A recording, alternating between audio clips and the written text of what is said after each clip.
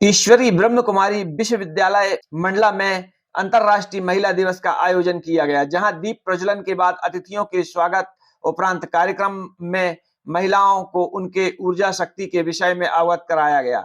वहीं ईश्वर के सत्य को योग व तप के द्वारा ईश्वर को प्राप्त किया जा सकता है, जिसके विषय में बताया गया। जब नारी खुश होगी तब परिवार व समाज खुश रहेगा। नारी ही शक्ति है, विद्या है, वही एक आदर्श समाज को बना सकती है। अतिथियों के द्वारा अलग अलग अपने अपने विचार रखे गए।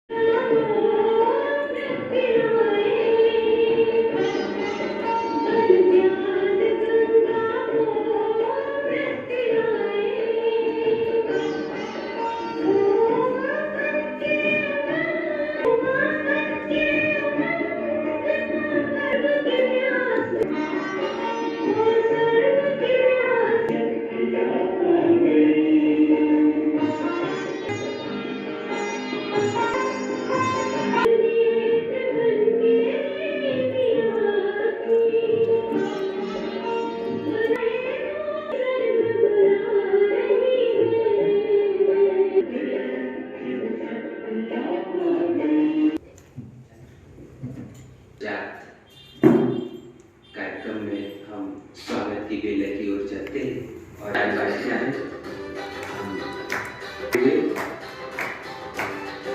विशेष हम सभी को अंतर्राष्ट्रीय महिला दिवस में अर्चना जयंती आप वरिष्ठ समाज सेवी कार्यक्रम देखकर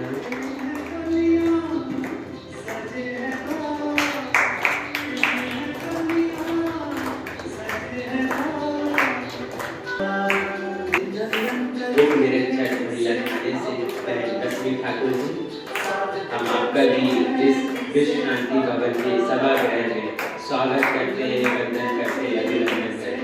जोरदार तालियां बजती हुई ब्रह्म कुमारी ममता दीदी जी,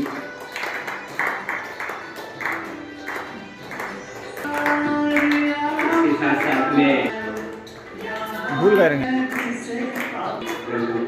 आप सभी का करते हैं अभिनंदन।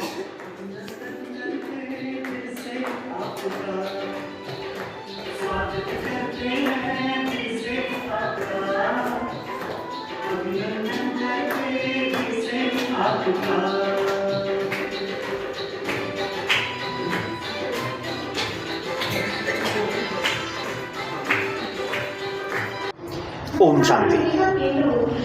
आज कार्यक्रम का आयोजन किया गया है अंतर्राष्ट्रीय महिला दिवस के उपलक्ष्य में। हम सबसे पहले ये जानना चाहेंगे कि ओम शांति क्या है। ओम शांति ये एक प्रकार से अभिवादन है। जैसे हम कहीं पर भी जाते हैं तो संबोधन की दृष्टि से कहते हैं ना कि नमस्ते, प्राणायाम या राम राम या जो भी है, तो यहाँ पर ये स्मृति दिलाया जाता है। यहाँ का एक प्रकार से कहेंगे मंत्र है ओम शांति, तो जो हमें ये याद दिलाता है कि हम एक चैतन्य ज्योति बिंदु आत्मा है और हमारा स्वधर्म शांति है। दूसरा, हमारा पिता परमात्मा शांति का सागर है और तीसरा, हमारा घर परम धाम शांति धाम है। तो तीनों की स्मृति दिलाता है, इसलिए यहाँ पर सभी बहुत प्यार से जब एक दूसरे से मिलते हैं तो ओम शांति का ही संबोधन करते हैं। जैसा कि संस्थान में सबसे ज़्यादा योग और साधना पे बल दिया जाता है, साधना और योग क्या है? देखिए, साधना का अर्थ होता है तप और योग का अर्थ होता है जोड़ना। तो परमात्मा के साथ हम संबंध जोड़ते हैं, उसका ही नाम है योग। और साधना अर्थात जब हम परमात्मा की स्मृति में बैठते हैं तो बहुत सारी सांसारिक बातें, बहुत सारी चीज़ों को हम भूल करके और परमात्मा की स्मृति में मन और बुद्धि को एकाग्र करते हैं। तो यही जैसे कि एक प्रकार हमारे लिए साधना है। क्योंकि संस्थान मातृ शक्तियों का संस्थान है और यहाँ पे ऐसे मातृ शक्तियाँ शामिल होती हैं कि जो परेशान होती हैं, ऐसे किस तरीके से उनकी परेशानियाँ दूर की जाती हैं? मतलब ऐसा नहीं है कि जो परेशान हैं वही आते हैं और केवल महिलाएं आती हैं। मेजॉरिटी महिलाओं की होती है, क्योंकि ये आध्यात्मिक संस्थान भी है, साथ साथ ये एक प्रकार से धार्मिक संस्थान भी है। तो आप देखेंगे कि ऐसे स्थानों पर महिलाओं की संख्या हर जगह ज़्यादा ही होती है, तो इसलिए यहाँ महिलाएं अधिक आती हैं। बाकी वैसे हमारे यहाँ परिवार सहित आते हैं। दूसरी बात ये है कि परेशानी इस तरह से दूर की जाती है, सबसे पहले तो हम उनको ये स्मृति दिलाते हैं कि भाई आप जो हैं अपने आप में बहुत सशक्त हैं और बहुत शक्तिशाली हैं और आप बहुत कुछ कर सकते हैं। जो महिला कर सकती है वो कोई भी नहीं कर सकता है। तो जब उनके अंदर ये स्मृति आ जाती है कि हम किसी भी चीज़ का सामना कर सकते हैं, कोई भी समस्या है हम उसका हल निकाल सकते हैं, तो अपने आप धीरे धीरे फिर उनको मार्गदर्शन भी मिलता जाता है और उनकी आंतरिक शक्तियों का विकास होता है, तो वो खुद अपने आप में सक्षम हो जाती हैं। ध्यान लगाना यहाँ का मुख्य जो साधना है वह ध्यान लगाना है, और ध्यान लगाने से कहते हैं ईश्वर के दर्शन होते हैं। यह कहाँ तक सत्य है? देखिए, यहाँ पर हमारे यहाँ वैसे विशेष रूप से ध्यान शब्द का उपयोग कम होता है, लेकिन कर सकते हैं। हमारे यहाँ राजयोग मेडिटेशन सिखलाया जाता है। मेडिटेशन का अर्थ ये होता है कि मन को परमात्मा में एकाग्र करना, क्योंकि परमात्मा को सभी ने माना है कि परमात्मा सर्वशक्तिवान है और हर चीज़ का भंडार है, ओशन है। परमात्मा की तुलना हम करते ना, शांति का सागर, प्रेम का सागर, आनंद का सागर। तो हमारे यहाँ राजयोग मेडिटेशन में ये सिखलाया जाता है कि जब हम अपने मन को परमात्मा में एकाग्र करते हैं तो परमात्मा से जो शक्ति प्राप्त होती है वो हमारी आत्मा में आती है। आत्मा शरीर को चलाने वाली चैतन्य शक्ति है जो कि ज्योति बिंदु स्वरूप है और भ्रकुटी के बीच यहाँ निवास करती है। और आत्मा में परमात्मा से जो शक्ति प्राप्त होती है वो शक्ति फिर हमारे पूरे शरीर में प्रभावित होती है और उसके आधार से हम स्वस्थ शरीर का भी अनुभव करते हैं और साथ साथ हम बहुत सारे कार्य भी उस शक्ति के आधार पर कर लेते हैं। दीदी जी, मैं पूछना चाहूँगा कि जैसा कि हमारे यहाँ ये आपके यहाँ वो झांकी लगी हुई है जिसमें द्वापर से लेके कलयुग तक का विवरण किया गया है। ऐसा क्यों किया गया है कि द्वापर से लेके त्रेता और कलयुग तक आए हैं, यानी 4 युग पूरे दिखाया गया है इसमें जी, इसका क्या मतलब होता है? मतलब ये मनुष्य, इसमें ये बतलाया गया है कि ये मनुष्य सृष्टि एक चक्र है। जैसे कोई भी सर्कल होता है ना, तो सर्कल का मतलब ये होता है कि एक निश्चित समय के बाद पुनः वो समय वापस आ जाना, उसको हम अपन सर्कल कहेंगे। जैसे देखो, घड़ी का सर्कल होता है 12 घंटे का, रात दिन का सर्कल होता है 24 घंटे का, सप्ताह का सर्कल होता है 7 दिन का, ईयर का सर्कल 365 दिन का। तो ऐसे ये युगों का सर्कल है सतयुग, त्रेता, द्वापर और कलयुग। तो ये चारों युगों का इसमें वर्णन किया गया है कि कौन सा युग कैसा होता है, जिसमें ये बतलाया गया कि पहला सृष्टि की शुरुआत में सबसे पहले होता है सतयुग। सतयुग अर्थात जहाँ पर सभी प्रकार से सभी सुखी होंगे, जहाँ कहते हैं ना कि जहाँ डाल डाल पर सोने की चिड़ियाँ करती बसेरा, वो भारत देश है मेरा। जहाँ शेर और गाय एक घाट पर पानी पीते हैं, मतलब पशु पक्षियों में भी इतना प्यार होगा, हर प्रकार की संपन्नता होगी, मनुष्य सर्वगुण संपन्न होगा। उसके बाद त्रेता युग बतलाया गया है। तो त्रेता युग में थोड़ा सा नीचे उतरते हैं, जैसे आज मकान नया बनाते हैं और कुछ समय के बाद वो पुराना होता है, तो ऐसे सतयुग के बाद आता है त्रेता युग।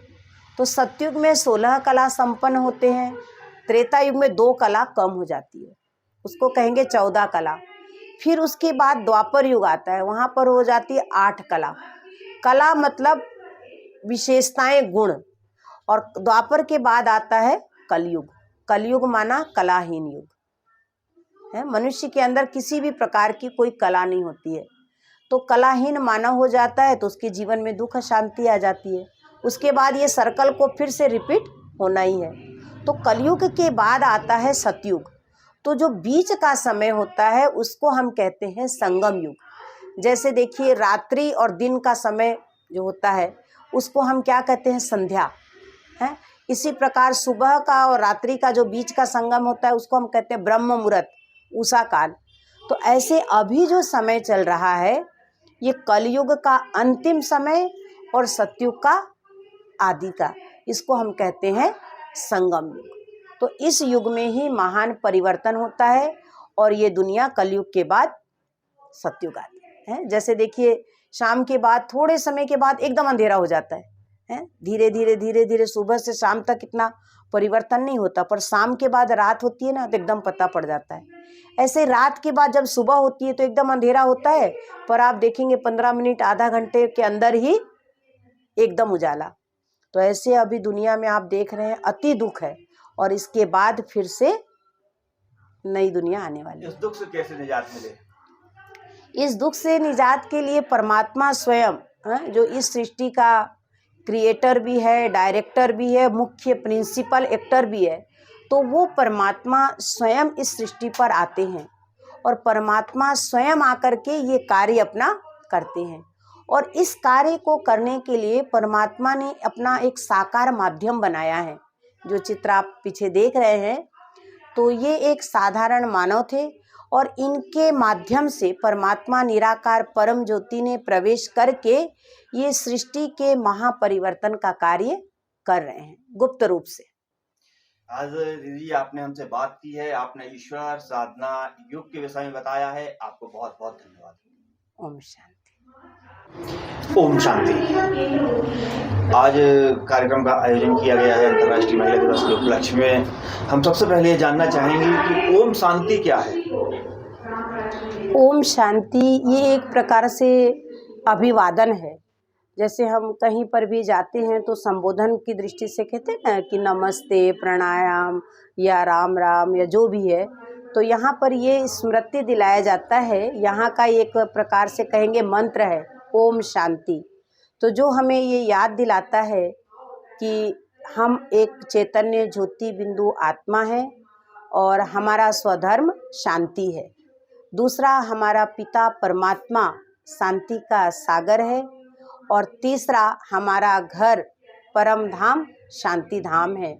तो तीनों की स्मृति दिलाता है, इसलिए यहाँ पर सभी बहुत प्यार से जब एक दूसरे से मिलते हैं तो ओम शांति का ही संबोधन करते हैं।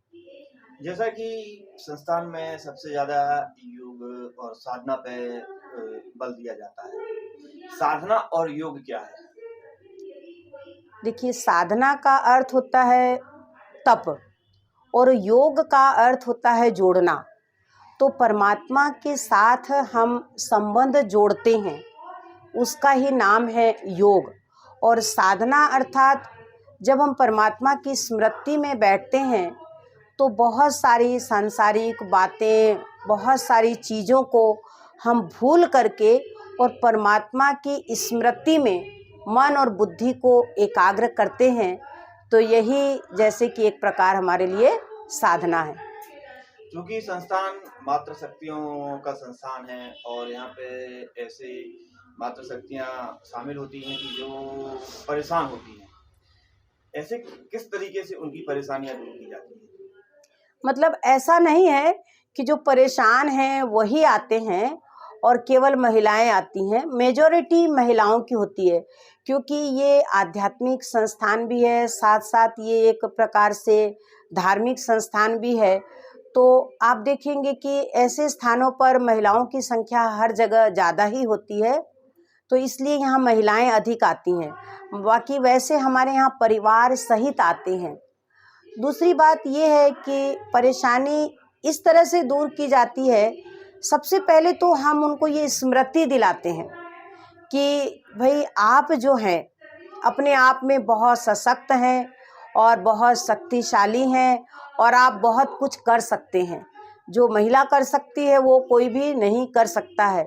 तो जब उनके अंदर ये स्मृति आ जाती है कि हम किसी भी चीज़ का सामना कर सकते हैं, कोई भी समस्या है हम उसका हल निकाल सकते हैं, तो अपने आप धीरे धीरे फिर उनको मार्गदर्शन भी मिलता जाता है और उनकी आंतरिक शक्तियों का विकास होता है, तो वो खुद अपने आप में सक्षम हो जाती हैं। ध्यान लगाना यहाँ का मुख्य जो साधना है वह ध्यान लगाना है, और ध्यान लगाने से कहते हैं ईश्वर के दर्शन होते हैं। यह कहाँ तक सत्य है? देखिए, यहाँ पर हमारे यहाँ वैसे विशेष रूप से ध्यान शब्द का उपयोग कम होता है, लेकिन कर सकते हैं। हमारे यहाँ राजयोग मेडिटेशन सिखलाया जाता है।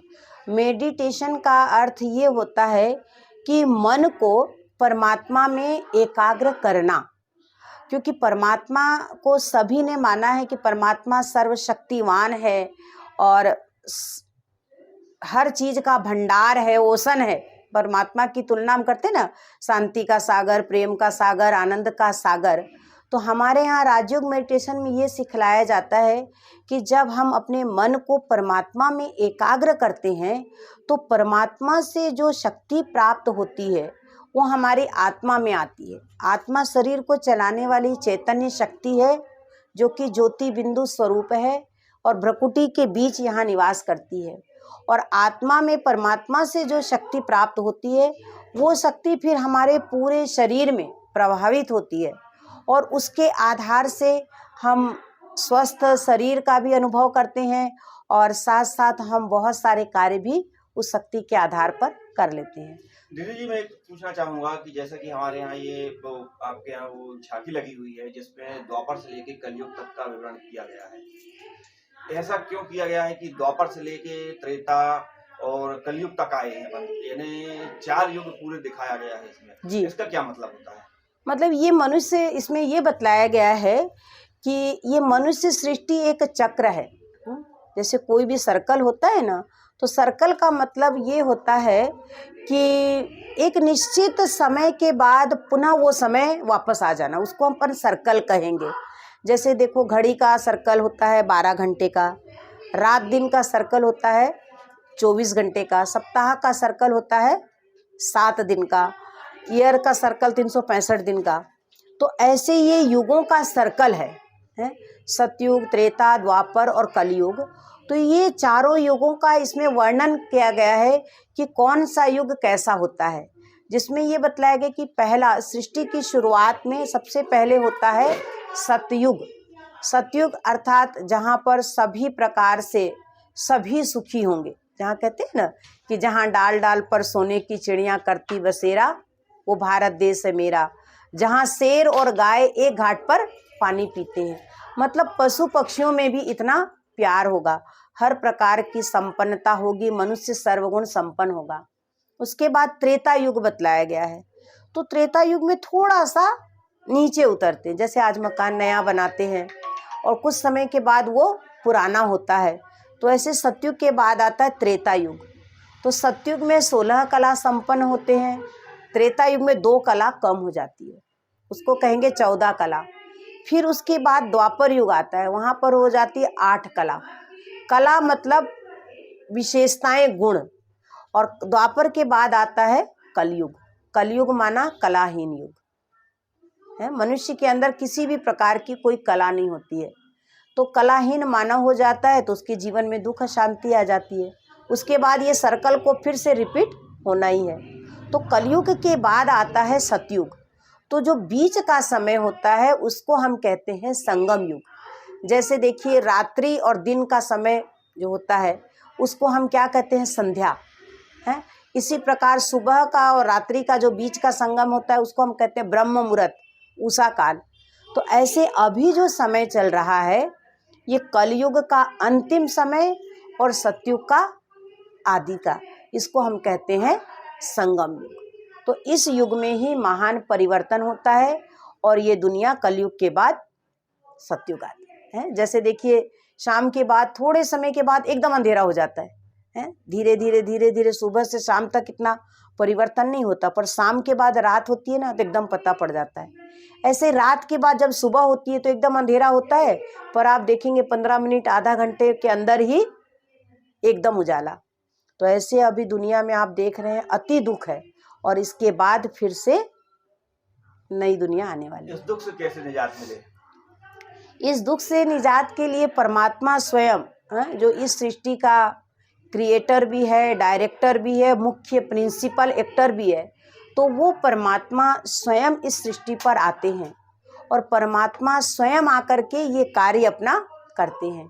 और इस कार्य को करने के लिए परमात्मा ने अपना एक साकार माध्यम बनाया है।